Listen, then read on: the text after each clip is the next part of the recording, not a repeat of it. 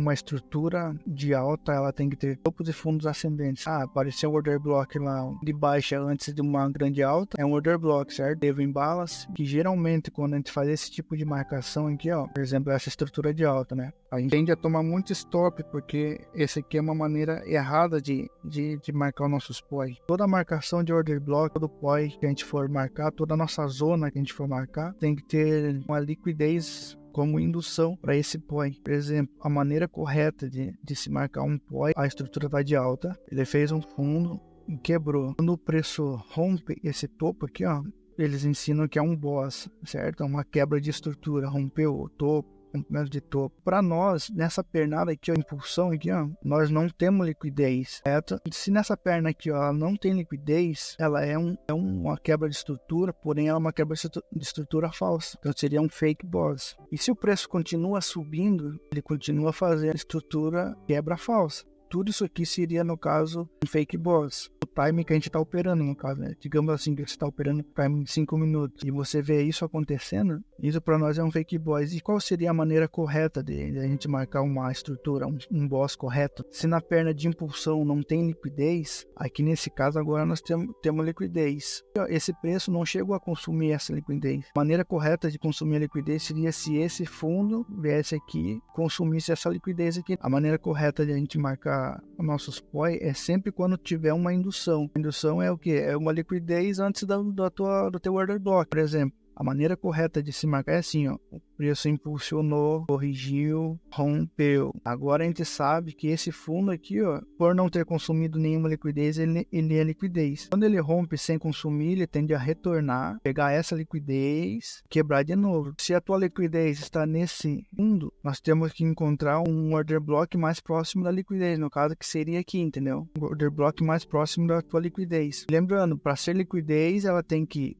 ter um recuo, né, deixar um fundinho e tem que quebrar o topo anterior. Ela tem que fazer um fake boss primeiro, ela tem que fazer um rompimento, ela fez uma impulsão, ela até criou liquidez aqui, mas o preço não voltou para consumir a liquidez, ele só fez um recuo e quebrou a estrutura.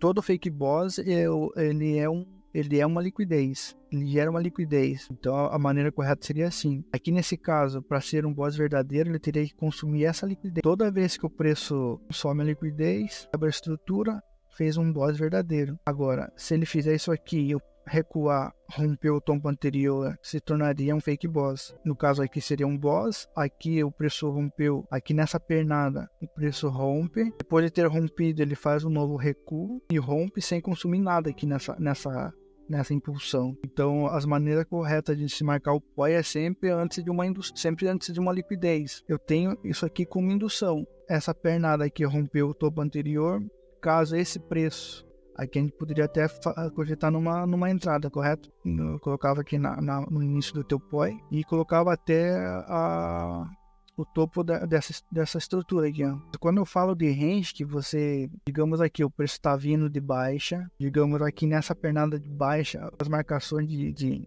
order block teriam que ser sempre alimentadas por liquidez. Nesse caso, a liquidez seria esse topo, rompeu esse fundo e acabou se tornando liquidez porque não consumiu nada desse lado. Então aqui, ó, se tivesse um order block nessa região, seria válido. Voltou para consumir. Se tivesse um POI aqui, ó, você poderia marcar topo forte. Sempre que o preço consome uma liquidez e quebra o fundo, isso aqui para nós vai ser um topo forte. Quando esse topo ele é perdido, nesse caso aqui, ó, agora nós temos um fundo forte. E sempre quando acontece isso aqui, o preço tá vindo de baixa, certo? O preço está vindo de baixa, captura a liquidez, rompe o fundo e depois ele vem e quebra esse topo forte. Isso aqui para nós é um choke. Aqui para nós tá indicando que vai mudar a tendência. Lembrando, o topo forte é sempre quando o preço consome liquidez e quebra o fundo. Ele é um topo forte. Isso aqui para nós é um topo forte. Por quê? Porque esse topo aqui varreu essa liquidez e quebrou esse fundo.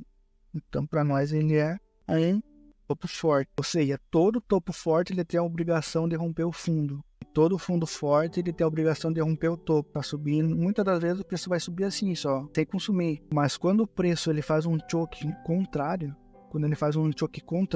por exemplo, ó, quebrou o topo, pegou liquidez aqui desse fundo e quebrou o topo. E agora sim, agora eu tenho o choke. Aqui o preço retorna para consumir liquidez, mas não aqui não indica ainda que está querendo fazer a correção dessa pernada toda. Ele simplesmente está vindo para pegar a liquidez aqui nessa perna e romper o topo. Essa é a leitura. Mas quando ele rompe esse topo e quebra esse fundo forte, no caso é quando o preço captura liquidez e agora nesse caso rompe o topo. Aqui no caso nós teremos um choke. Agora nesse caso nós temos um range. O preço fez topo, fez fundo sem consumir, quebra a estrutura. Se quebrou a estrutura sem consumir, ele é liquidez.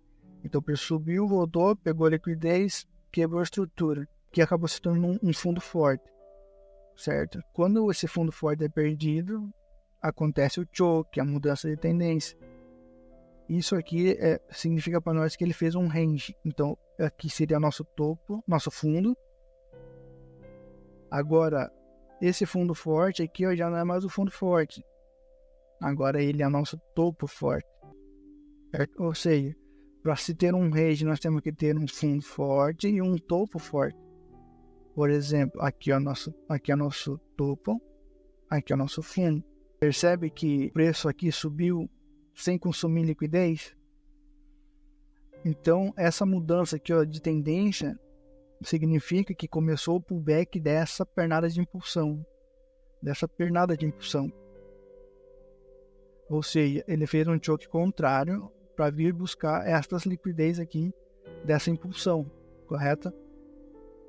Então, a tua marcação de POI, os teus order block, as zonas, não sei como que você chama, agora sim você tem